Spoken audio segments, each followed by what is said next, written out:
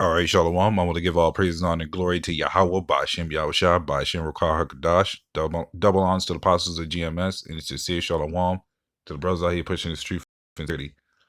What I have here is we're in a crisis in America. President of the National Black Farmers Association. And apparently this is a guy, and now farmers are even speaking up.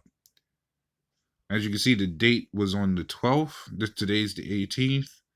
So now you have a lot of people that's working speaking up, especially for truckers and now your farmers. And next thing you know, I won't be surprised if it becomes the medical problem. So now you got the essential places of work complaining and might possibly be getting shut down. And that becomes a problem with this place, especially with people, because now they are starting to realize this place ain't what it was supposed to be, even going on. So I'm only gonna play like maybe a minute or two of this clip, just get to the point, and then I'm gonna hit it with some scriptures. Here now with more on how we can help America's farmers is the president of the National Black Farmers Association, John Boyd Jr. John, welcome aboard. Thanks for being on the program. More importantly, thank you for what you do. You know, I don't think we give farmers enough credit because everything we buy in our grocery stores, you know, come from farmers and ranchers like yourself, and it's not an easy profession. I understand you may disagree with me politically. That's fine. Take me on any issue you want. But I want to know the challenges that farmers are facing, because not only do you feed this country, you feed the world on top of this country. And we need American farmers to have everything they need to do their great job. Thanks for having me tonight. Right now, we're in a crisis in America as it relates to farmers. We're facing an all-time high in diesel fuel. Here in Virginia, I'm paying $5.63 a gallon for diesel fuel. We're at an all-time high for fertilizer. I'm paying $900 a ton. People, that's $900 a ton for fertilizer, a $25,000 fertilizer bill that we're looking at right now. Now is the time for America to come together and support America's farmers. We just Now I will probably play a little bit more of that, but this is what you're hearing. They are paying over 900, total of 2,500 for a ton of fucking. Everything's going up. Everything's going up. The truckers are complaining about gas, especially since their problem is going to become worse. The parts they having issues with because there's no parts on an international level. So again, I won't be surprised of what comes next. May it be medical or something else. I'm gonna get it with this first scripture right here. This is Ecclesiastes 12:4. It says, "And the doors shall be shut in the streets." Now, and that's what you're going to start seeing. It was already a prime example when they did that when this virus hit and they told people you had to stay inside the houses. That, in far as the doors shall be shut in the streets, that's talking about your jobs. Because when they had us in our houses, they shut down a lot of jobs. Then when it started lifting, a lot of these jobs came back, but some of them didn't. Even where me and the brothers do the work at, there's a certain spot right behind us that has not opened back up since this virus hit. So there becomes a problem as it is, and won't be surprised when farmers or trucker businesses start shutting down if they do somehow manage to lift it up by giving them some care package or money or some shit. Some of them still won't come back. Hell, they may not even come back at all, depending on how this goes. This is a slow downfall, a slow decline, as we want it to be, to show that the Lord is nothing to mess with. The Lord is ultimately doing this, number one. But you can see that these people are not happy anymore. It says when the sound of the grinding is low, this can continue with the scripture. It says when the sound of the grinding is low, and he shall rise up at the voice of the bird, and all the daughters of music shall be brought low. So when jobs start getting slow, especially with truckers because they can't do their jobs like they have to, the farmers can't afford to pay to keep getting this stuff. That's when the grinding becomes low. That's when it becomes low. That's when a lot of the resources or anything that's keeping this place in production of high speed comes to a standstill. It says, and he's sorry, I was reading it over again, but yeah, and then all the daughters of music shall be brought low. So that's all your entertainment. When, especially when that media goes down, the internet goes down, a lot of people can't keep up with their internet bills and stuff like that because jobs are slowly dropping. It's gonna come to a point where everything is just gonna be scarce. It's gonna become scarce, and people won't know what to do. This is Isaiah 24:11, and this is what's going on even in this video. There's crying for wine in the streets, and that's exactly what this guy's doing. He's crying for wine in the streets. He's crying for the happiness. He wants everybody to come back together, which ain't gonna happen because number one, these people was never together to begin with. You can't have back what was taken. Because if you get it back, it won't be the same. You're still gonna have problems. But that's what people are crying for.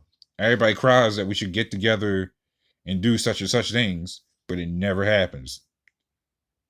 No one gets together unless it's for wickedness. But the people that tries to put in good intention, it never comes through.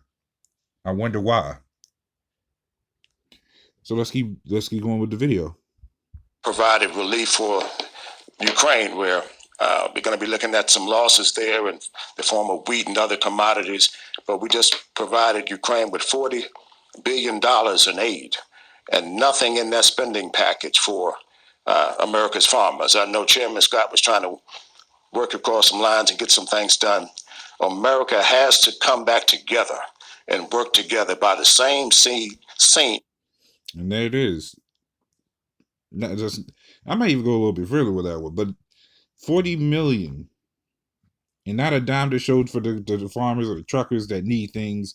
Even his own people was even mad about that, where they was like, we can send all this money to them, but we can't get a dime for our cities to fix the roads or anything, or the buildings or houses. And now people pissed off about it. I will reread the scripture again. This is Isaiah 24:11. It says, there's a crying for wine in the streets. All joy is darkened. The mirth of the land is gone. So the happiness of what this place once was is no longer here. Everybody's upset. No one knows what to do. Primarily because no one can do anything. And now people just pissed off. So no matter what people talk about that we're just cowards because we won't go out and do certain things, that's the self-hatred for themselves because they know they can't do anything.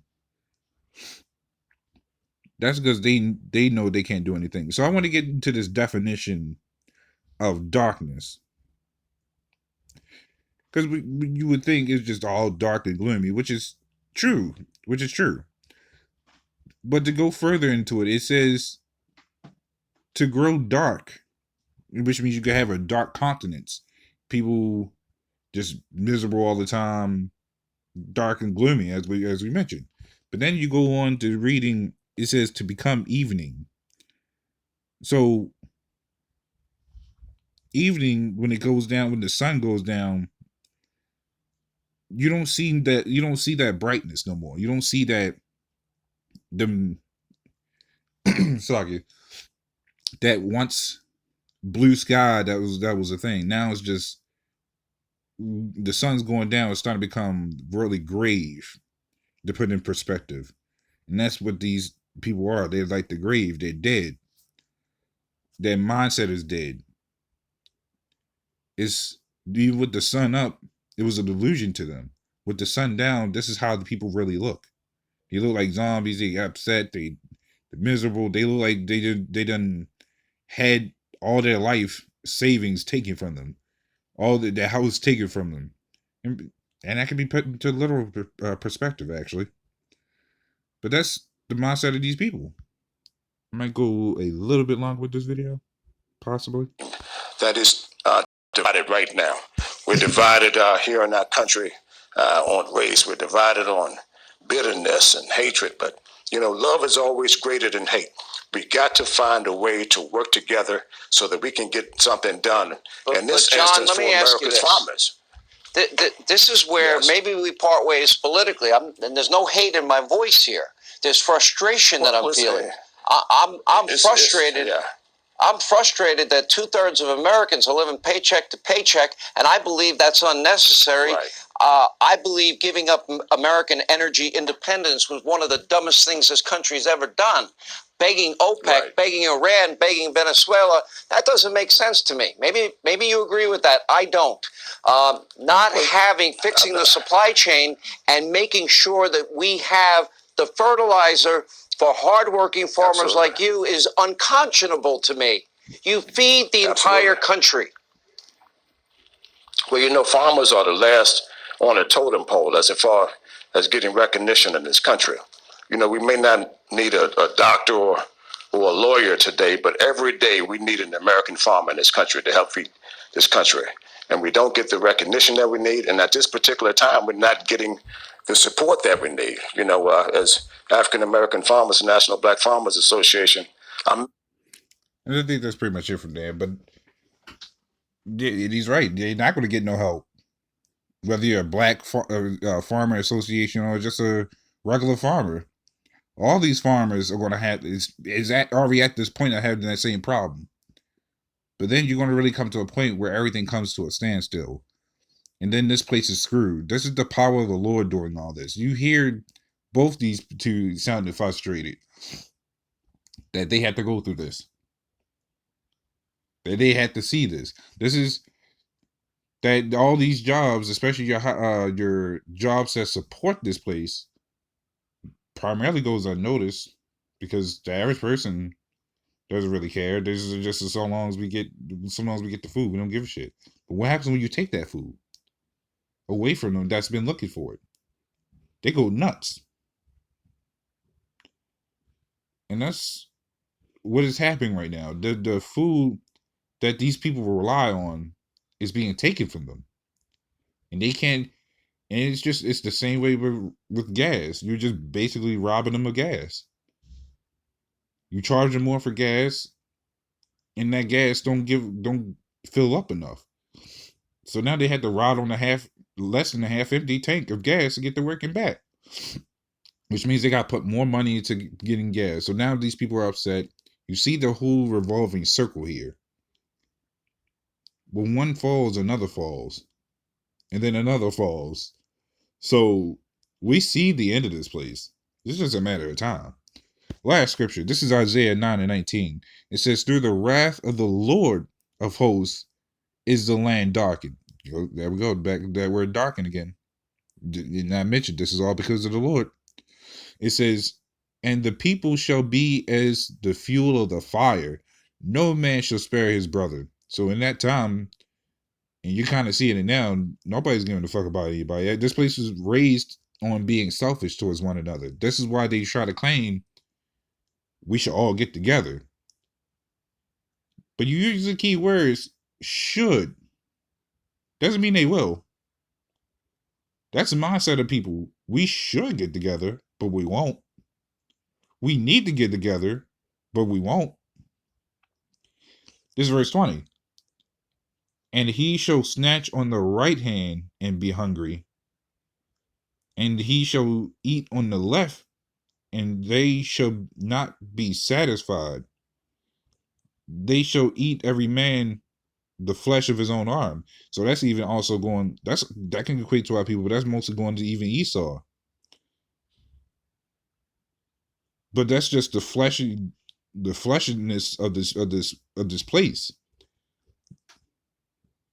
So like you, that's actually going to even our people primarily, because when it says they shall eat, they shall snatch on the right hand, you're gonna have a lot of people coming to us for our wisdom and knowledge and how to do things. But if it ain't of the Lord, they ain't gonna come in. They ain't gonna be near us. It says, and he shall eat on the left, and they shall not be satisfied. So even when they go to Esau, they ain't gonna. It won't be enough for them. Even Esau might even reject them, especially when the MOTB comes out.